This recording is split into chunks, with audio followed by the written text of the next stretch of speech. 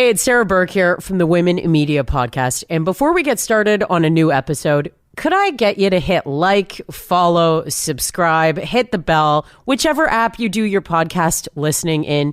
Make sure you're all set up so you know when there's a new episode and you can help spread the word. Oh, and if you're so inclined, could I ask you to leave a review if the app that you're using does that? You're the best. All right, let's get to the show. I knew what was working on country radio for the few females that were out there, and it was a little bit more on the pop side of things and girls in sundresses, and I was like, respectfully, that is not me. And if that's what you're thinking I'm going to be, thank you, but no thank you. A gentleman in the industry, he was obviously a radio host or something. He came up to me and my friend, and he said, I don't think I've met you. Which station are you with? And he stuck out his hand to my friend. My friend is white. My friend said, well, I'm with her. We also had our first female winner this year, so. Yes! Yeah, Sasha, she is an incredible artist. She is a force. Like when we think about the statistic that 0.38% of total airplay at country radio is by Indigenous females. Like the stats are literally stacked against you. Somebody was like, heard you changed jobs, what are you doing? And I mentioned my title and they said, well, how'd you get that job? The Meghan Patrick in me wanted to say what I wanted to say.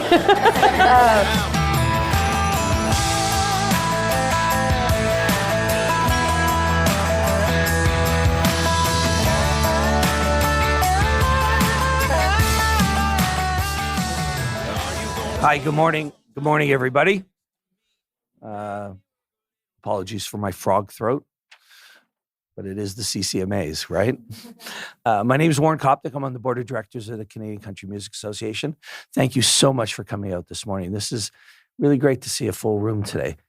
Before we start, I have to, on behalf of everybody here, do a spoken land acknowledgement. This is so important that we recognize that in the spirit of reconciliation, that we acknowledge that we live, work, and play on the ancestral homelands of the Blackfoot Confederacy, the Siksika First Nation, the Gaina First Nation, the Piikani First Nation, and the traditional territories of the Tsuut'ina Nation, as well as the Stoney Nakoda Nations. We're also present on the home of the Métis Nation Region 3 and all the people who make and work here in the homes of the Treaty 7 region of Southern Alberta. It's going to be a great seminar. You've got an amazing host who I love and adore very much. Please welcome the host and creator of Women in Media, Sarah Burke, everybody.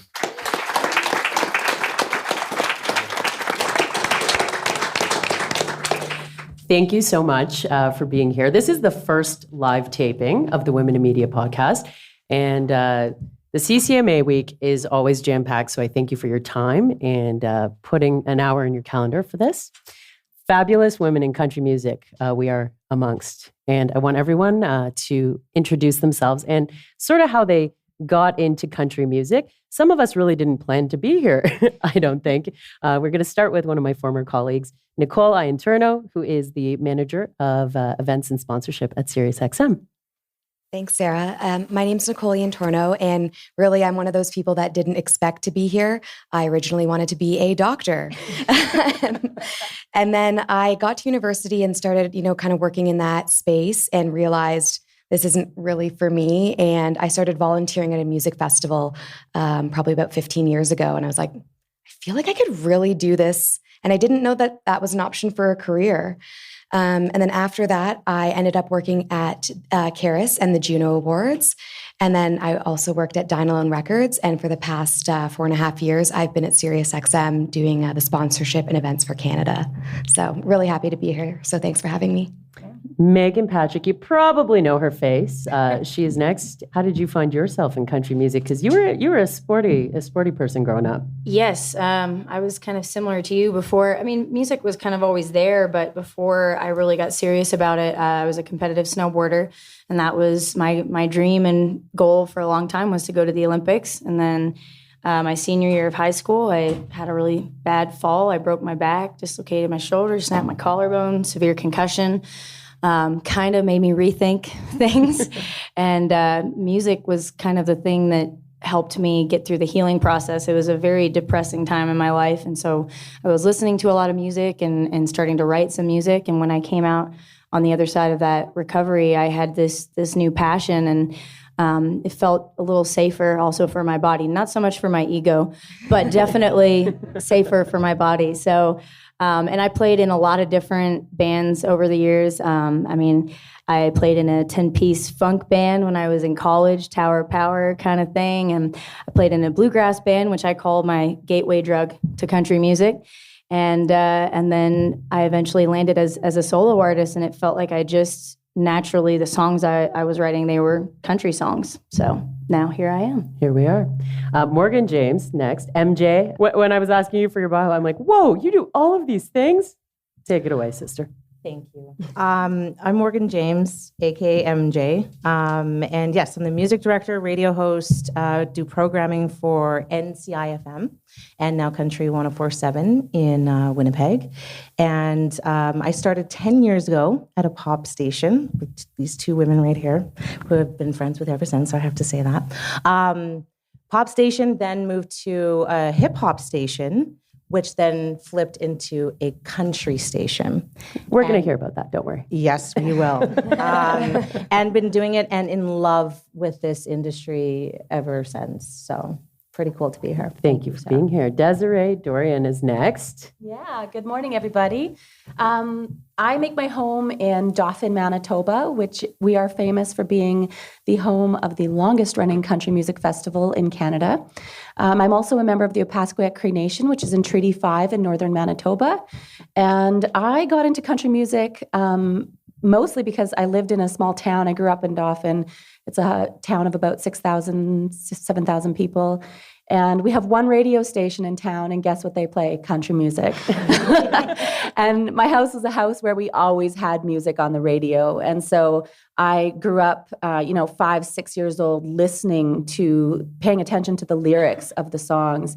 And because country music tends to be more literal than it does metaphorical, I would say, the stories were easy for me to comprehend at a very early age. And so that's when I started writing, and I've been working actively as an artist in country, in this genre, probably for 20 years or so. And so that's me. And next up, and last but not least on the panel, Amanda Kingsland, who you may know from programming the country brands in Rogers Radio. She just made a switch. She's now director of A&R at Universal. How did you get into country music? I think in all fairness, I was born into it. My dad's a Hall of Fame musician, and so I was the baby sleeping under the table with all the pickers playing on Friday nights. And I always knew I wanted to be in the industry. For a long time, I thought I'd be Reba, but I don't have the hair. Then I did my schooling in audio engineering and was in love with live sound and production. But just always country music and country radio was always my community and my family, what gave me country music. We had one very dominant country station where I grew up in the Ottawa Valley called CKBY, and that was where I found my music that I loved, and it was the station that brought the artists that I loved to me. So after seeing my face around at tons of events, they were like, you should intern here. And then I found out what radio was and fell in love with when the music director explained that was a job, because like many of you, I was under that illusion that like Jock just takes a track and throws it on. And I was like, somebody puts thought into what is played. I was like, I could do that. So I did that for a long time. And then I really fell in love with making better access for artists that I really believed in and trying to remove those hurdles. And when I reached as far as I could in the radio platform of doing that, I realized I had to switch to keep doing the good fight. Okay, I will quickly say I came from the rock radio world. And on my first day at SiriusXM in 2017, my boss at the time took me for lunch and was like, you could do country, right? And I was like, I'm pretty sure I signed up for something alternative rock, but sure, you're in a new job. You don't want to say no. And 5 years later, I feel very at home in this country music industry. And thanks to everyone who's actually part of this panel for making me feel at home, because I've had great moments with all of you over the last 5 years. First up here, we're having a discussion about women in media, women in country music. The stats are not good. Okay, we'll start there. Whether we're talking about airplay, representation on boards, Why did you want to take the risk of getting into country music as an artist? I'm going to throw this one to you, Meg. Because I'm good at it and I wanted to prove them wrong. Love the confidence in the response. And Desiree, I'm going to ask you that same question too, right off the top here. Well, I watched Dawn and Meg's songwriter series yesterday, and Dawn Amaro referenced the Dumb and Dumber show where I can't remember which guy it was, but he's like, "So you're saying I got a chance?" And that's kind of how I feel. It's like I don't really feel like I ever had a choice. I felt like I heard lyrics in my head from a very early age, and that's just innately who I am. And so to ignore that side of who I am completely would just do myself a complete disservice. Did you feel taken seriously at the beginning of both of your careers, Meghan and Desiree? Yeah, I did. I felt pretty lucky with Warner when I signed with Warner. Mr. Cody sitting back there, and Mr. Kane and Ron LaPata. And part of I had a couple different labels I was talking to, and the reason why I ended up signing with Warner was because I felt respected and I felt heard in that room. And I felt, because I went in there and I said, I knew what was happening, like what was working on country radio for the few females that were out there. And it was a little bit more on the pop side of things and girls in sundresses. And I was like, respectfully, that is not me. And if that's what you're thinking, I'm going to be, thank you, but no thank you. And I said, here's what I envision. Here's what my dream is. This is the sound I want. This is what I want to say. And this is how I want to do it. And I'm okay with it taking a little bit longer to get there if we're doing it the right way, if you're okay with taking a little bit longer to get there. And so I feel like I was lucky in my first experience of having a deal because I did feel very heard. And Desiree, you've done a lot of this like completely independently, which is so boss. Tell me about finding your power independently. Yeah, I've done all of it independently. I'm not signed to a label, and I think, sorry. That's a round of applause right there. Thank you. I think early on, when I was in my early 20s, I felt a pressure, I think, to be somebody that I wasn't. And so when I look back at the very first record that I cut, because I cut one when I was 14 years old, but when I did my second one that felt more like my project, in 2010, I was doing a lot of stuff that really wasn't who I was.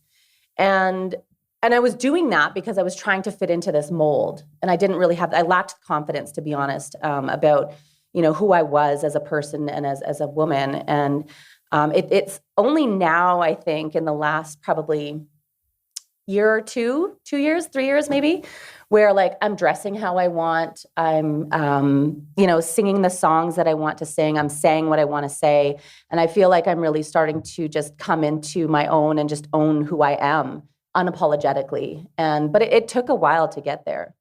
Now, if we switch to like some of the other roles in the industry at the table here, decision making, having your voice heard at a table. Nicole, maybe you can speak to that. At SiriusXM, there's a lot of dudes that work there. Yeah. But there are things that make you feel empowered to make decisions and have your voice heard. What are some of those things? And have you ever felt a moment, whether it was at Sirius or another position, where you were not heard?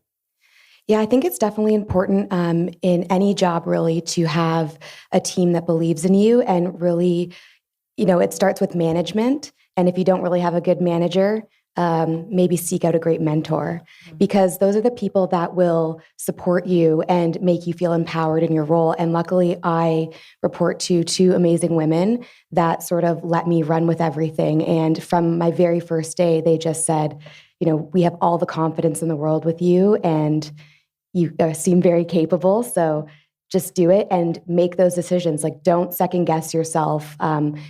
Speak up when you're in a meeting. So I always felt empowered at Sirius to come to a meeting, even when, people maybe didn't agree with me, I would still voice my opinion. But even though I had that confidence, it was just supported. So it just makes it a little bit easier when you feel like you have that team around you. Could you recall something that people disagreed with you on that you stood up for? There's a lot of separate instances where there are those moments of disagreement. And you just have to believe in what it is that you're trying to own with like, a specific project or how, the direction that you think something should be going. And it sometimes takes time because, when I first started working on the program, Top of the Country, we had, it's a fantastic program that's like an artist competition program. And every year there has been a lot of great males talent.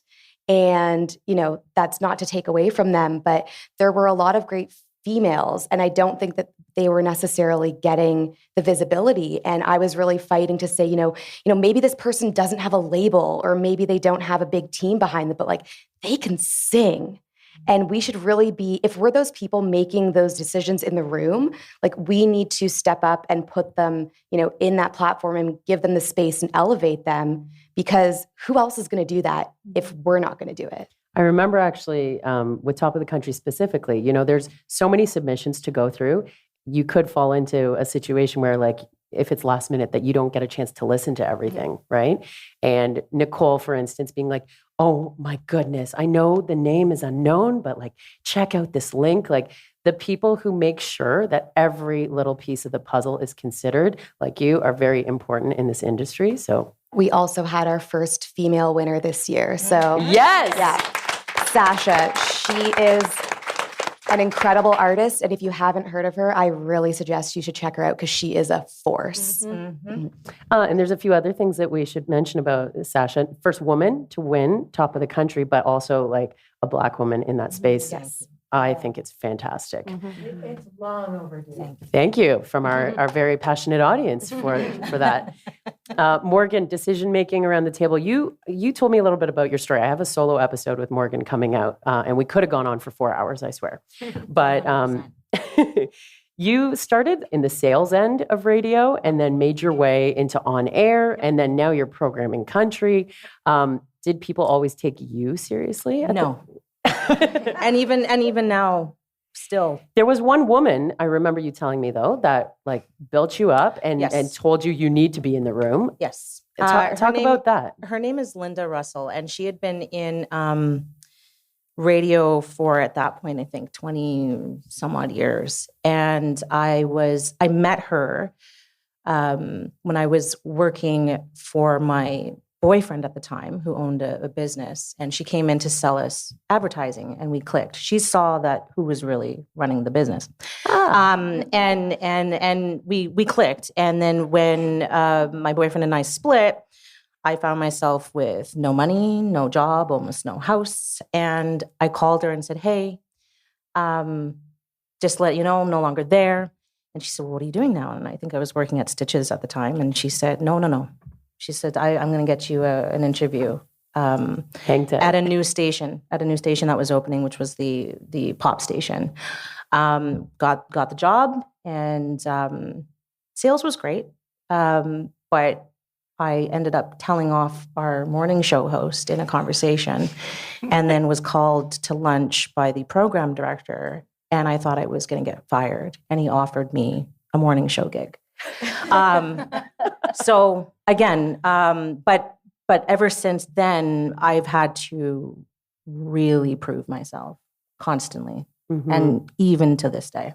And what about not having a background in country? How did you find power coming from, R&B and hip hop and pop? So the assumption is, and has always been, that I didn't have a background in country. My mom loved country. My dad, we two-step. He's the only man I've ever two-stepped with, right? But the assumption is I never listened to it. I listened to everything. You're a music lover. I'm a music lover, genuinely. And so, but I think what's fascinating is that what's happening in country music right now, I was just having this conversation with Meghan. There's a generation that, like me, we grew up on everything. And what's happening, there's a fusion in sound and influences. So what's happened is I was the music director of that hip hop station. When they flipped to country, at that time, the movement was starting to happen, where you were hearing more R&B, you were hearing those hip hop heavier beats. It was just starting. So I was like, this is nice. So my ear was already kind of trained for it. But the assumption is that why am I doing country? Who is this? Who is this MJ? What does she know? And would you mind telling that festival story of the backstage? Absolutely, because that's a very important story for a couple of reasons. So I was at Country Thunder in Saskatchewan. I'm a big fan of Hardy, so oh my goodness. And my friend and I were backstage and the VIP tent or whatever, interviewing some artists. And a gentleman, I was waiting to talk to someone, and a gentleman in the industry, he was obviously a radio host or something. He came up to me and my friend and he said, oh, I don't think I've met you before. Which station are you with? And he stuck out his hand, but he stuck out his hand to my friend. My friend is white. And for a brief moment, my friend said, well, I'm Lori and I'm with her, right? And he looked at me and I was like, yeah, I'm MJ, nice to meet you, right? And and I think what I shared with you was that in that moment, there's some people who probably would have taken offense to that, or you could have been pissed. I have been in the past. I've kind of learned though to kind of put myself in somebody else's shoes before I react, especially angrily, And in that moment, I can understand why he made the assumption he did. I really can. And because I'm not going to sit here and pretend that I wouldn't have made the same if we were at a hip hop festival, right? True. That's being honest, right? So from that place of really understanding, you kind of move through being angry and frustrated that, again, I still have to prove myself. Now, we're going to get into a discussion in a moment here about privilege and marginalized communities. And we have some women at the table who have amazing things to say on this topic. But sticking with that theme of autonomy and decision-making for a moment, what is like a decision you made in your role where, again, someone maybe disagreed or thought differently, but you were in power of that decision and it didn't matter? That's every day for me. And I'm very, very blessed. It wasn't that way, again, in the beginning, when I started at the organization that I'm still with and have such respect for and gratitude. It wasn't that way. I had to prove myself. But I think the two men that I report to now, especially Dave McLeod, we bumped heads. I'm a very direct person and he doesn't like conflict, right? Yeah. And so if we don't agree on something, he's more likely to kind of, take a back seat, and I'm more likely to go, come on, right? I want to box it out to get to the heart of the issue. And so in the beginning, we didn't really connect. And only through the experience now with this country station, he trusts me. Good. He trusts me. And he knows that, when you say make a decision, what decision, it's every single day. It's making sure that, women are represented, Indigenous women for sure, Indigenous people are represented, the music is represented. But it's all based on the music. And the trust. But again, Dave trusts me, trusts me. And that had to be built. So I'm very fortunate. Patience is a big part of that too, right? To find the trust and Huge. Yeah. Nicole and I had a conversation through text the other day, and the word like pit bull was used, like feeling like a pit bull or whatever. Amanda, I know that you have, again, in both of your roles, been amongst so many men, and you've had to make a lot of decisions. You told me a story last night about a recent decision where it's like, no, I don't like to do business that way. How do you deal with like those decisions when there's so many stereotypes associated with women and I don't know if anyone's checked out the new Meghan Markle podcast called Archetypes, but like the thought of being ambitious and powerful, it's sometimes it's not always looked at as a good thing. I I think I've lived through variations of myself in my career. And, speaking about like starting out, I kind of had the reverse role where I had to prove myself every single day, like constantly underestimated. And even in the position that I was in this industry where, I've been supported by so many people and felt like I, kind of had my elbows up and hands out a lot to make decisions. This industry really supported me, but then I'd still show up here and have people be like, You're talking about like at CCMA week? yeah, like CCMAs where like, this is my community and this is the world that not only do I fight for, but I've thrived in. And even, I was telling you this, even this CCMA, which, I've been in the game a long time and I don't even know what CCMA number this is for me, but She's also on the board, by the way. I'm on the board and I've sat at tables like this a number of times. And I had an interesting experience on Thursday night at the opening reception when somebody was like, heard you change jobs. What are you doing? And I mentioned my title and they said, well, how'd you get that job? Why is that the first question? Like, And, stop. And like, to be honest, the Meghan Patrick in me wanted to say what I wanted to say, which was like, I paused. So that's your Morgan James. But I channeled my Morgan James. I paused, and I just said, well, I'm actually pretty good at my gig, and I've been here a little while. But I think that like, especially when I started, I was constantly underestimated, and it kind of fueled my fire. And along the way, I have had individuals. I was once on a board where I was reminded at the table in front of all the other individuals that I was the token and not to contribute. Stop. And I let that fuel me. And I left that board and I joined the CCMA board at a national level where I felt like I can make change. And I've had amazing people encourage me on the way. And I've had incredible supporters let me be feisty and let me step out and do things. And you were talking about taking risk and making decisions. I had an incredible supervisor who allowed me to do something called Girl Power Hour that was very controversial at the time. And then a superior of theirs want to pull it all because it was a risk and it wasn't going to be good radio. And at that moment, my supervisor had a big choice to make and let, really encourage me to run with it. She had a lot to prove. Little context, the Girl Power Hour was an hour of all female music, right?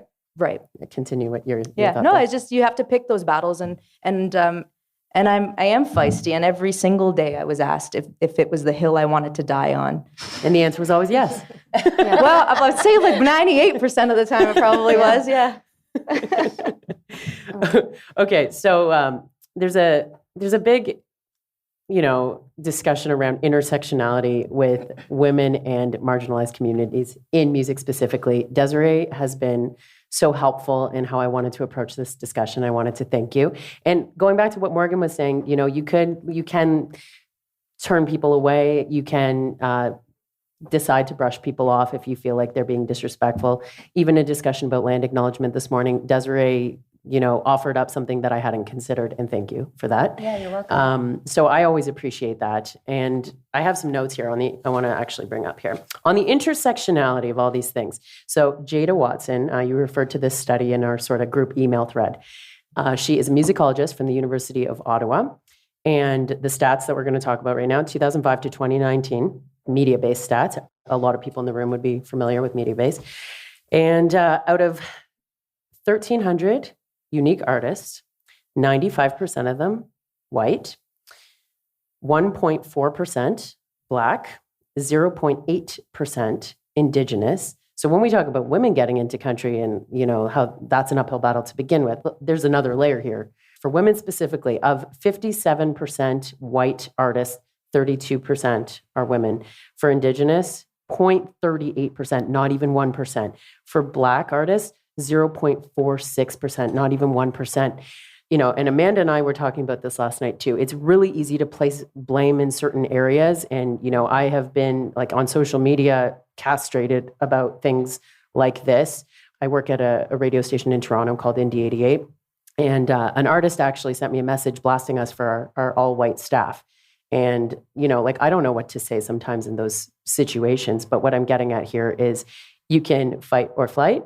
or you can have a conversation. I actually invited that person. I was still working at Sirius at the time. I said, listen, I don't make the decisions at ND88. I'm happy to raise them. I have no problem raising them. But I invited this person to participate in a discussion about this on a pretty big level at Sirius XM, and they wanted nothing to do with it. So there's the anger. How do you approach all of these things? Because I'm sure also you get yourself into a situation sometimes where you're like, oh, they were looking for an Indigenous person to be part of this.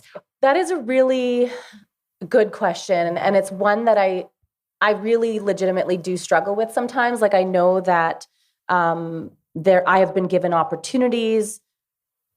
I'm not going to say that they were completely baseless, because I do stand in my own power. Like, I do stand up for what I do, and I do see myself as talented.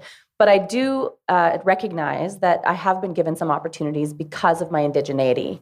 That said, I also can't deny that I have really been handcuffed in some ways because of, I think, indigeneity.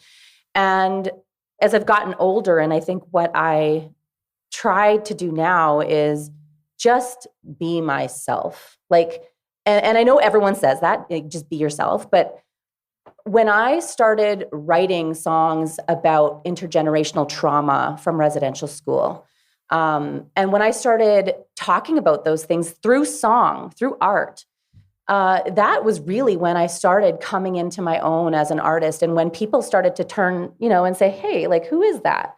And I think that was a part of me that I had denied for so long, because I was afraid that this genre would not accept me as I am.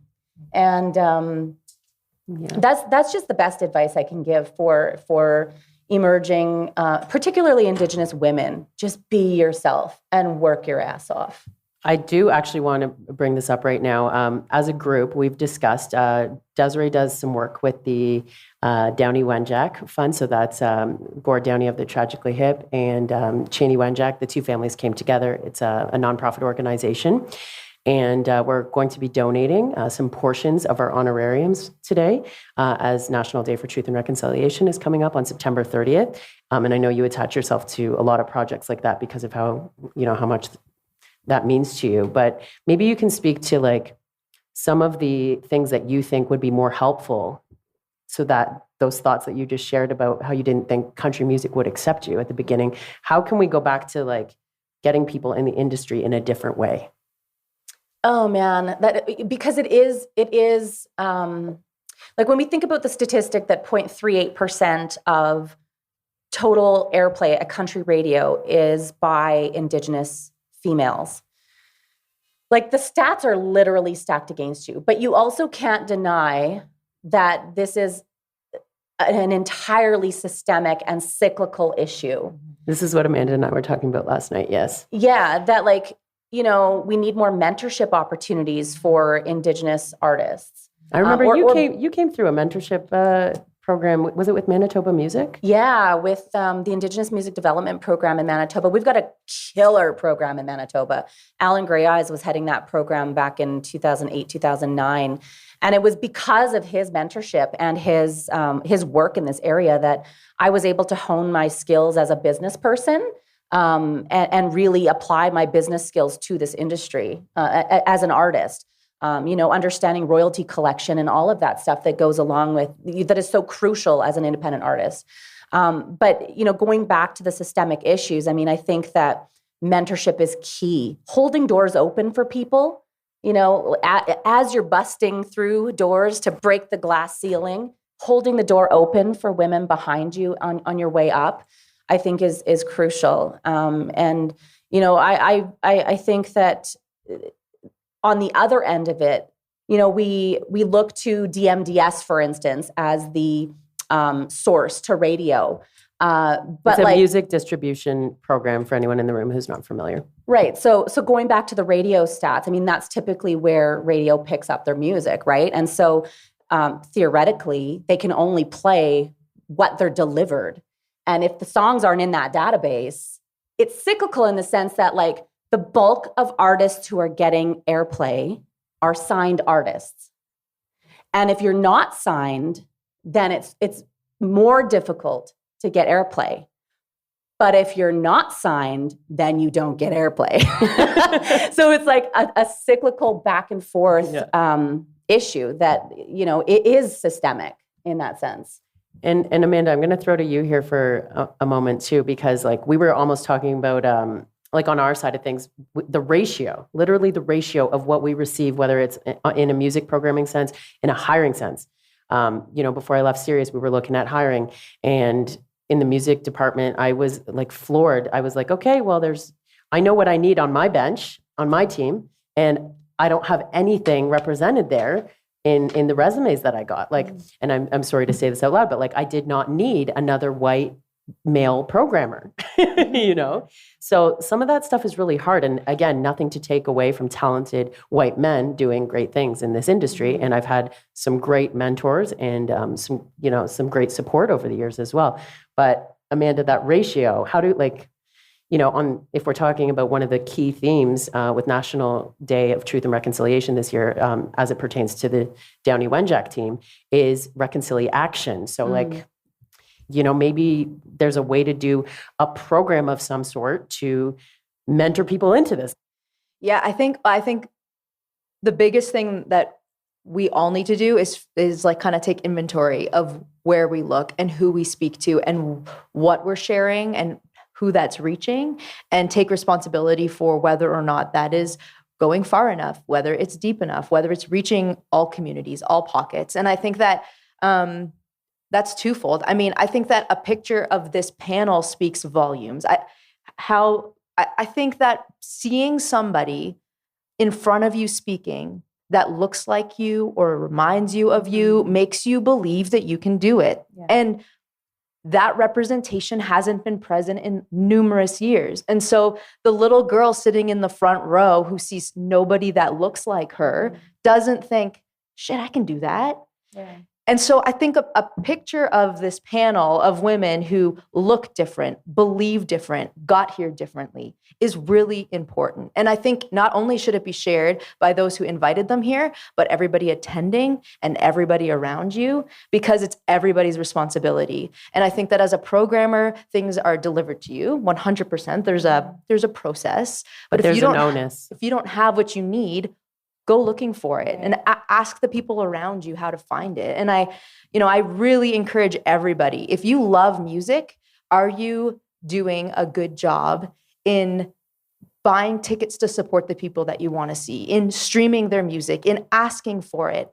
Because that makes a difference. If radio doesn't get the songs, or if an artist doesn't have a chance at just as good a song as the male, or just as good a producer, or just as good collaborators, because that's important too. It's one thing to say that you get 100 songs, let's say in a month, and 3 of them are female. It doesn't mean all 3 of them are ready for radio, which makes it really difficult, because even if you played all 3, your ratio wouldn't, And so there is this onus, but it is cyclical, it is systemic, and I think that there's responsibility in everybody. If you love seeing female artists on stage, buy tickets, stream music. And if you've never considered how you don't see enough Indigenous women, Black women on stage, then how can you, as a fan of music, go out of your way to get those things delivered to you? You, as fans, as music fans, can use your voice as well. It's so important. And I will say, 5 years ago, I never thought about any of these things. You have to get closer to,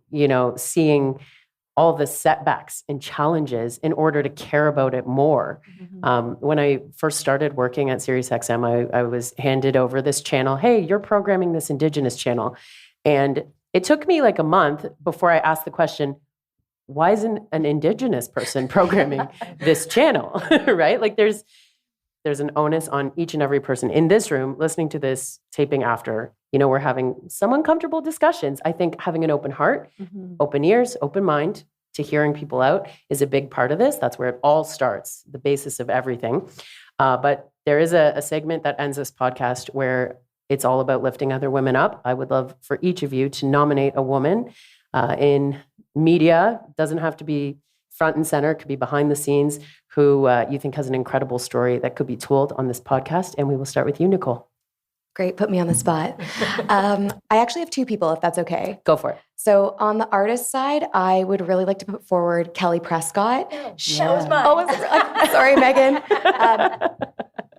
Kelly is another woman who I met through the Top of the Country program, and I believe really strongly in her music. I'm a huge fan of hers, and she also has a lot to say. She has a history of a family being in the music industry, so she's definitely seen it all, and I think she would be a fantastic guest.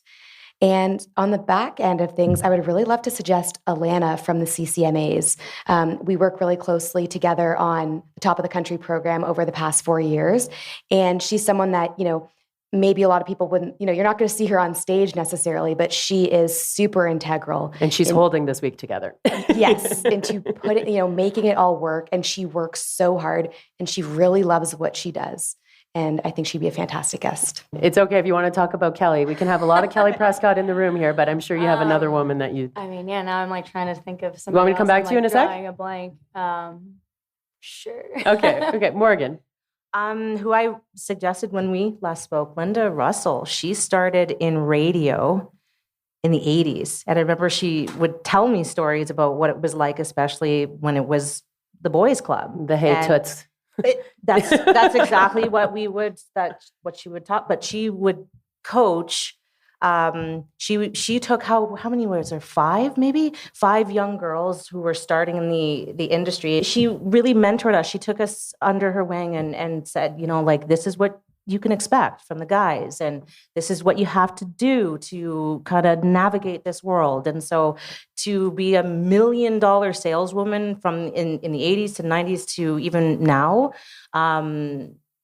is fascinating. Her story is fascinating and how she got there. It's amazing. Okay, thank you for that. Yeah. Desiree, who did you come up with? I would nominate my friend Jade Turner. She has an incredible story.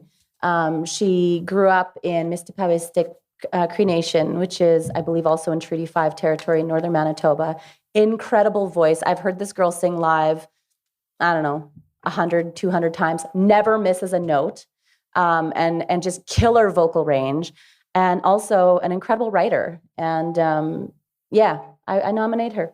I had the pleasure of being in the room when Don Amaro just interviewed her for his podcast, which I'm an executive producer on, and I hope you'll all check it out. It's going to launch September 20th. It's called Through the Fire, and it's about how people get through the most difficult times in their lives and reposition terrible things. Jade was amazing, so thank you. I would love to have her on my podcast too. Okay, Amanda. I recommend Sharon Hines, who is on the CCMA board of directors, and she runs Rogers Media's All-In program. So doing, the work to try to change the everything in media from an EDI standpoint. And I think that that's really important. And I also love that she came to our board because she wants to see that change. And I think that that's amazing. And then it was funny when you said Alana, because I was thinking, Karina, who does all of awards and balloting, which is like an insane job, insane, lots of pressure. But she also, sits on the Hall of Fame committee, which is one that we geek out on together. And it's really interesting to see how much those who, get from this community also give back to this community. Amazing. Okay, and in closing, DownieWenjack.ca, if you would like any resources on learning a little bit more about the National Day for Truth and Reconciliation and how you can play a role in reconciliation. Thank you to our amazing panelists for being with us today. Thank you so much, guys. Thank you. Thank you.